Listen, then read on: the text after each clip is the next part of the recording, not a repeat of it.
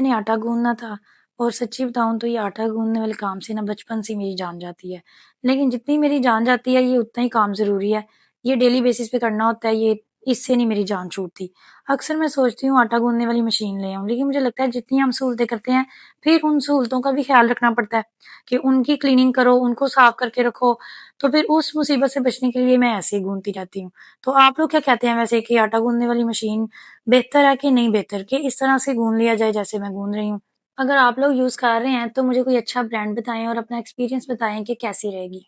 बस ऐसे ही घर के कामों में शाम हो गई तो बच्चे अब ज़िद कर रहे थे कि उन्होंने बाहर गैराज में खेलना है, क्योंकि इस वक़्त हमारी ये रूटीन है कि हम इधर आ जाते हैं बाहर, तो मैं इनके पास बैठ जाती हूँ और फिर ये खेलते रहते हैं। मीरा तो बाग के नीचे उतर गई लेकिन बिट्टू रह गया। बिट्टू सीढ़ियाँ ऊपर चढ़ जाता है खुद से लेकिन नीचे उतर नहीं अभी पाता, उसको मैंने लेके जाना था।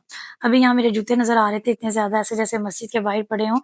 तो ये मैंने गैराज में जूते रखे होते हैं क्योंकि घर से कोई बाहर से आए तो फिर बाहर वाले जूते जो हैं वो घर के अंदर नहीं मैं लेके जाने देती। पहले मैंने यहाँ 1 पेयर रखा हुआ था लेकिन उसका इतना फ़ायदा नहीं हो रहा था क्योंकि 1 से ज़्यादा लोग आ जाएँ तो फिर वही मसला।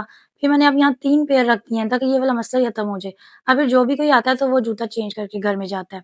मेरे छोटे हैं बच्चे, बिट्टू जो है वो ज़मीन पे भी बैठ जाता है, या नंगे पाँव चलना शुरू कर देता है। फिर बाहर से अगर कोई जूता लेके आए तो उसकी मट्टी लगती है, फिर इस तरह से घर भी गंदा होता है और मेरे बच्चे भी गंदे होते हैं। तो मैं फिर इस तरह सफाई का बहुत ख़्याल रखती हूँ।